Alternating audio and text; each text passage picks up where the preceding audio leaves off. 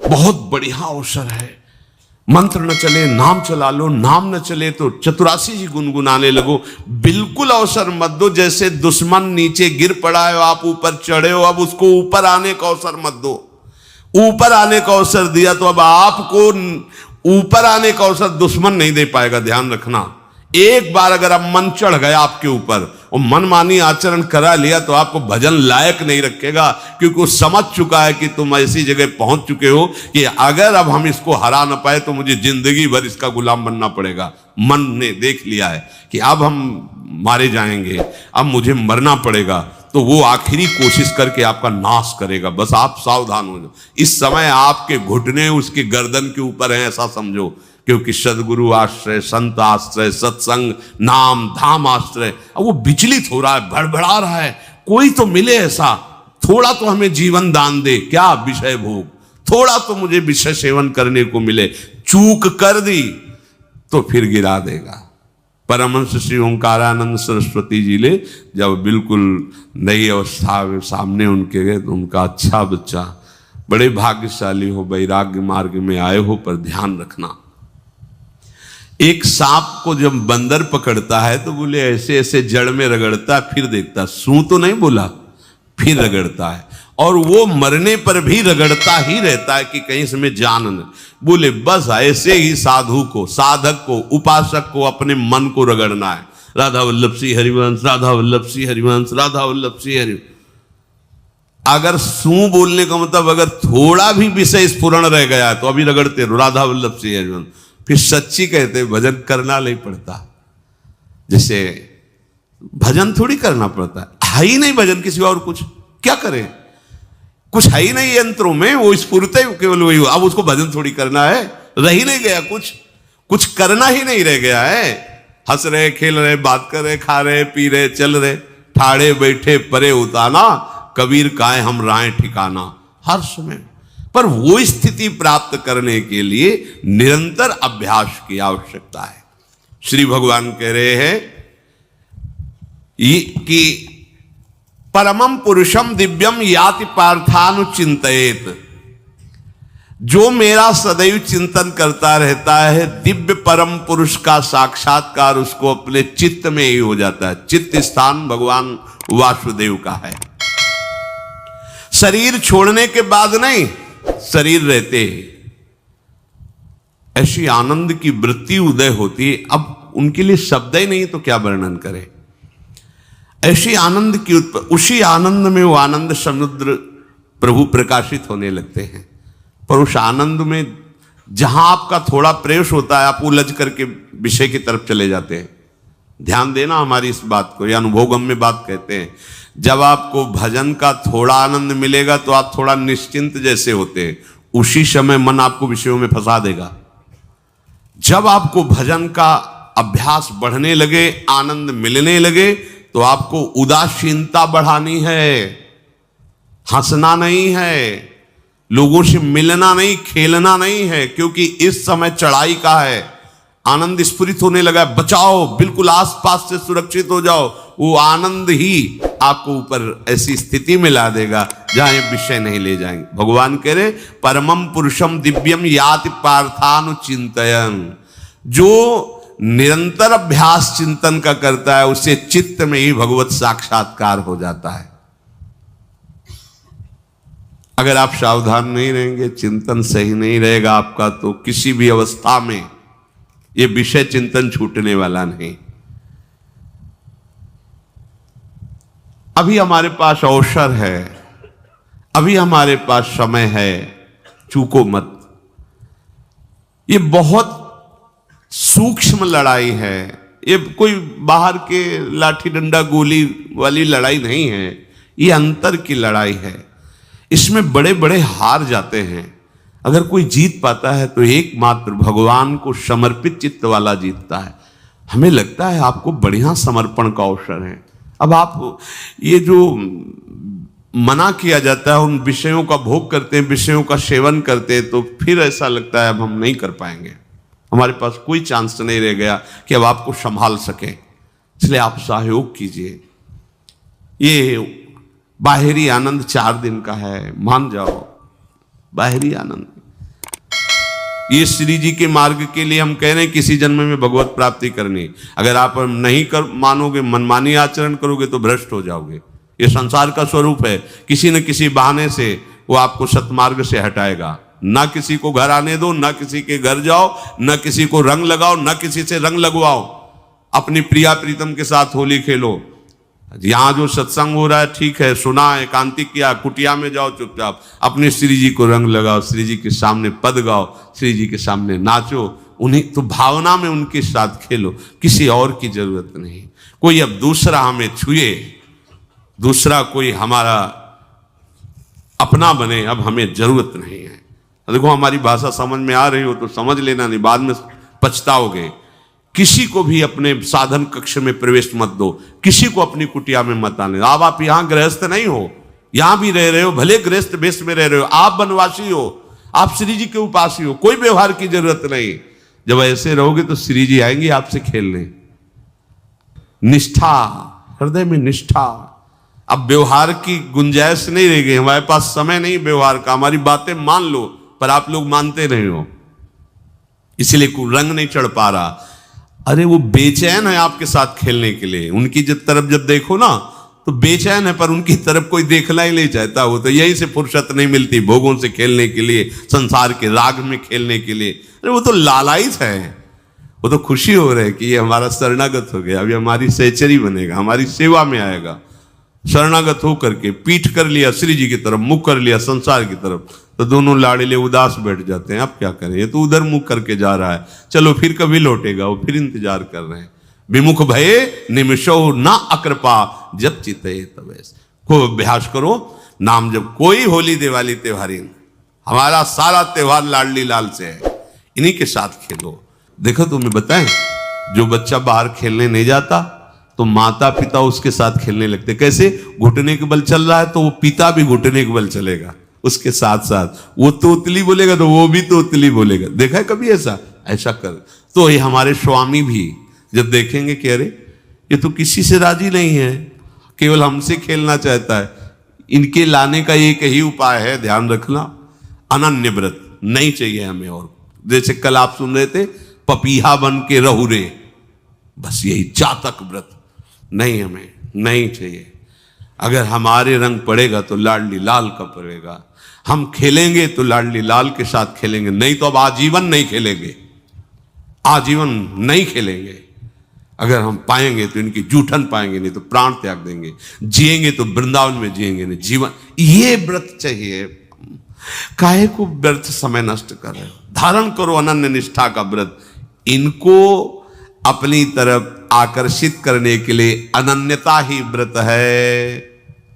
रसना कटो जो अन रटो, निरखियन फुटो नयन, श्रवण फुटो जो अन सुनो, श्री राधा जसमैन। कोई भी सत्संगी कोई व्यसन न करे, अन्य किसी से संपर्क न करे, खूब पद गाओ, खूब नाचो, अपना दरवाजा कुटिया का बंद करके खूब रो, नाचो, खेलो, कूदो, उन्हीं से वो खेलने लगेंगे। उनको चैन नहीं है आपके सिवा, आप चैन से रह रहे हो। हमारे प्रिया प्रीतम आपका इंतजार कर रहे हैं, तभी आप पर हेतु की कृपा की। ये बात अंदर की समझो, प्रिया प्रीतम अंदर से आपको बहुत प्यार करते हैं, पर हम देखते हैं कि आप प्रिया प्रीतम से प्यार नहीं करते।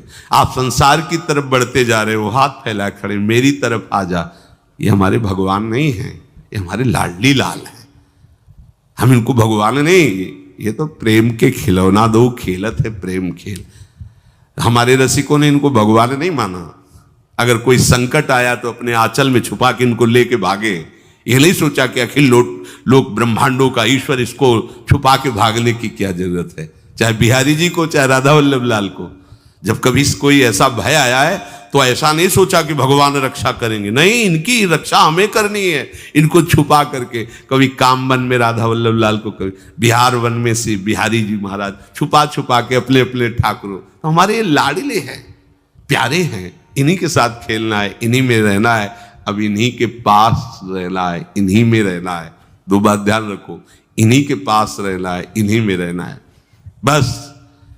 अब यही हम नहीं कर पाते, वही जो शुरुआत सत्संग में की थी, सबकी ममता ताग बटोरी, मम पद मने। ये भारी बात है, भारी बात है। जितनी जल्दी आप उदास हो जाओ संसार से, उतनी जल्दी मुस्कुराहट आ जाएगी प्रिया प्रीतम के मुख में आपके लिए।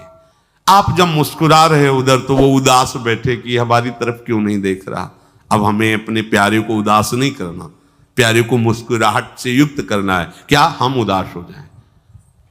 ताते मौन रहे वो उचित है, जगते भयो फिरे बैरागी, वृंदावन रस में अनुरागी। इसकी खूब चिंतन परायण रहो, कोई भी विषय का सेवन ऐसा ना करो जो आपकी बुद्धि भ्रष्ट कर। कोई आपने ऐसा गंदा व्यसन, गंदी बात, गंदी चेष्टा आप परसों नरसों, फिर आगे क्या? आपका जो साधन मार्ग वो ढक जाएगा, फिर प्रमाद छा जाएगा। हमें किसी भी उत्सव में, किसी भी उत्साह में अपनी प्यारी जू की अनन्यता और सिद्धांत को नहीं छोड़ना, अपने मार्ग में चल।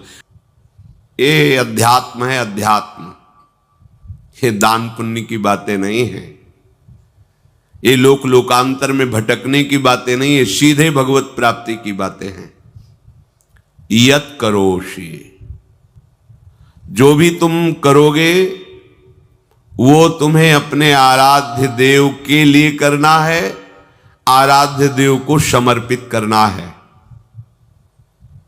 देहाभिमान अभी कुछ ही समय में गलित हो रहा है, ऐसा आपको अनुभव होने लगेगा। कैसे समझेंगे देहाभिमान गलित हो रहा है? जब आपका अपमान हो और आपको कोई फर्क ना पड़े, आपका सम्मान हो, आपको कोई हर्ष नहीं हुआ, बड़ा लाभ हो गया, कोई सुख नहीं हुआ, बड़ी हानि हो गई, कोई दुख नहीं हुआ, शरीर स्वस्थ है, कोई हर्ष का विषय नहीं, शरीर अस्वस्थ है, कोई शोक का विषय नहीं। यह है देहाभिमान गलित होने का स्वरूप। यत करोषि, तो जो भी हम करें, पापाचरण भी करें तो श्री भगवान को अर्पित कर दे। बोले नहीं, तस्मात् शास्त्रम प्रमाणम ते कार्याकार्यो व्यवस्थितो। जो तुम्हें करना है उसमें प्रमाणित कार्य करने हैं, शास्त्र के अनुसार। यत करोषि, अब जो भी करोगे शास्त्र सम्मत करोगे और प्रभु को समर्पित करोगे, देहाभिमान बहुत जल्दी गलित हो जाएगा। यदश्नाशि, अशन भोजन, जो भी पाओगे पहले प्रभु को भोग लगाओगे, देहाभिमान गलित हो जाएगा। मान लो मेरी बात, ये सब 4 दिन के उत्सव, 4 दिन की चांदनी है। शोक समाज पूरा तैयार हो रहा है हमारे ऊपर आक्रमण करने के लिए। तुम्हें क्या पता, शोक का अंधेरा छाने के पहले ही व्यवस्थित जहां पहुंचना है वहां पहुंच जाओ, फिर अंधेरा छा जाएगा, कोई फर्क नहीं पड़ेगा। अभी आप यात्रा ही नहीं प्रारंभ किए हैं और अंधेरा आ गया तो मार्ग ढक जाएगा और जीवन व्यर्थ चला जाएगा। कुछ भी मत खाओ। कैसी धूर्तता हमारी बुद्धि में बैठी है। रसेंद्री की तृप्ति के लिए हम गुरुजनों की आज्ञा को रौंद करके चंद विषयों का सेवन करते हैं। धिक्कार है जीवन को। यदि आज्ञा उल्लंघन करके अमृत भी पीने को मिले तो विष हो जाएगा, ध्यान रखना। इंद्रियों की चाटुकारिता करते हद हो गई। अरे संसारी पुरुष में ऐसा देखे तो चलो, लेकिन जो भगवत मार्ग के पथिक, धिक्कार तुम्हारे जीवन को। प्रियाजू को बिना भोग लगाए अर्पित किए तुम पाने के लिए उत्साहित कैसे हो रहे हो? जिन वस्तुओं को निषेध किया गया है उनकी तरफ स्वप्न में भी अगर गति हो तो जलन होनी चाहिए कि स्वप्न में भी हमने कैसे स्वीकार कर लिया। कभी कभी ऐसा लगता है कि भगवत प्राप्ति बहुत कठिन है, ये समझने वाले नहीं। मेढक को तौलने का अगर हमें आदेश मिले तो तौलना बहुत कठिन है। 5 रखो, 2 उधर छिटक के चले गए, उनको घसीटो तो 3 पहले वाले फिर उतर के चले, ऐसे है। सावधान हो जाओ। ये आज्ञा का उल्लंघन तुम्हारे लिए नारकी गति का काम करेगा। अगर आज्ञा है कि अमृत नहीं पीना तो मत पीना, नहीं वो विष हो जाएगा। और अगर आज्ञा है विष पी लीजिए तो गरल सुधा रिपु करहि मिताई, गोपद सिंधु अनल शीतलाई, वो विष अमृत हो जाएगा। तुम्हारा शत्रु तुम्हारा मित्र हो जाएगा। ये भव समुद्र गाय के खुर के गड्ढे के समान हो जाएगा। आज्ञा पालन बहुत बड़ी सिद्धि है। ये मूढ़ता का त्याग कीजिए। आप जानते हो, जानते नहीं है? नहीं, तुम नहीं जानते हो, तुम्हें वो जान रहे हैं। अगर तुम अपना आनंद चाहते हो, सुख चाहते हो, तो आज्ञा पालन करो। इसी से देहाभिमान गलित होगा। तुम्हारी एक एक वृत्ति उस सर्वात्मा प्रभु बैठे देख रहा है, और उन्हीं के रिझाने के लिए तो तुम्हें मानव देह मिली, भगवत मार्ग मिला। ये ध्यान रखो, एक बार भी बिना भोग अर्पित किए हुए जो पाओगे वही तुम्हारी बुद्धि भ्रष्ट कर देगा। देख लो आंख खोल के कैसे बुद्धि भ्रष्ट होती है। वो अपने आराध्य देव इष्ट देव की ही निंदा करने लगता है, आराध्य देव इष्ट देव के विपरीत चलने लगता है। ये बुद्धि गिरी मतलब सर्वनाश। जो शास्त्र में कहा गया है, कामः संजायते क्रोधा क्रोधा स्मृति विभ्रमा स्मृति भ्रंशात् बुद्धिनाशो, बुद्धिनाश को ही कहा गया प्रणश्यति, नष्ट हो गया, वो किसी काम का नहीं। यत करोषि, जो भी कर रहे हो वो प्रभु के लिए हो और प्रभु को अर्पित करो। यदश्नाश, जो भी असन भोजन करते हो, जो भी तुम्हारी जिह्वा में जाए, अगर तुम इसी जन्म में भगवत प्राप्ति करना चाहते हो तो बिना भोग लगाए मत पाना, मान लीजिए। फिर कह रहे यज्जुहोषि, जो भी तुम हवन का तात्पर्य होता है भागवतिक कार्य करते हो, वो प्रभु को अर्पित कर दो,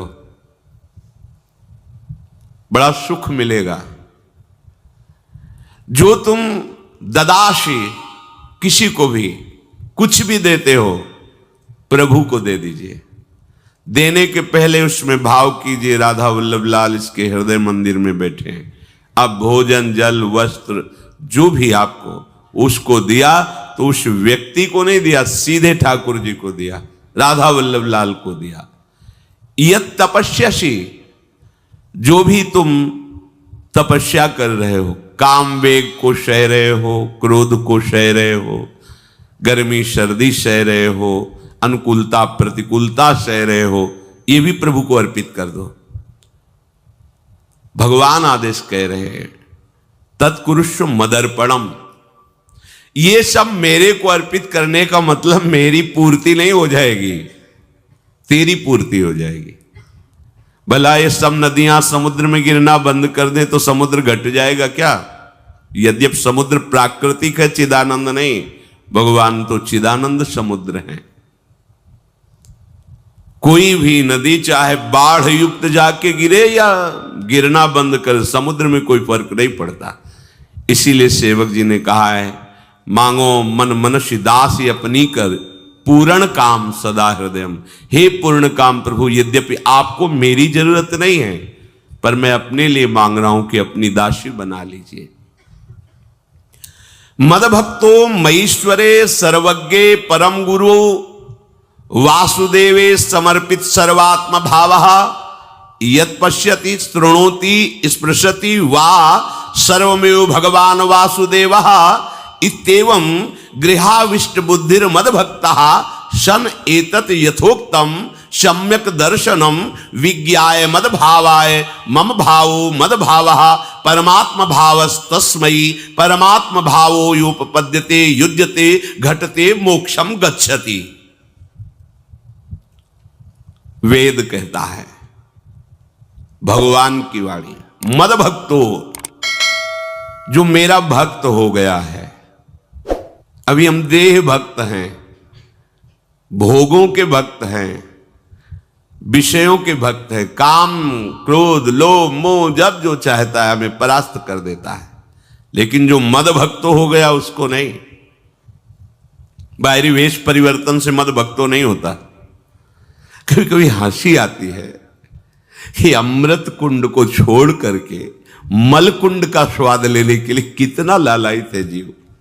कैसी मंद बुद्धि, मतलब एकदम लगता है कि वाह प्रभु आपकी है विचित्र माया है। ये इधर कूदे तो अमृत कुंड है, इधर कूद रहा है मल कुंड है। वो जानबूझ करके अमृत को त्याग करके मलकुंड में जा रहा है, जहां हमारी प्यारी जी और प्यारे जी की ऐसी सुख वृत्ति है, वेणु कानन कुणित श्रवण सुंदर सुनत मुक्ति सम सकल सुख पाए पग पेलिरी। मोक्ष सुख को भी लात मार करके जिस सुख में बढ़ाए, कैसा कैसा तुम्हारा आश्रय है। हमारे युगल सरकार का ऐसा सुख है कि मोक्ष सुख थूक देने योग्य हो जाता है, और आप युगल सरकार को एक तुच्छ विषय के लिए छोड़ देते। कैसे भक्त हो तुम, कैसे हो तुम? खुद प्रश्न करके देखो। कभी तुम्हें अपने ऊपर धिक्कार नहीं आता? अपने को बहुत चतुर समझते हो, अपने को बहुत प्रवीण समझते हो कि कोई नहीं जानता हम क्या खाते हैं, कोई नहीं जानता हम कहां जाते हैं, कोई नहीं जानता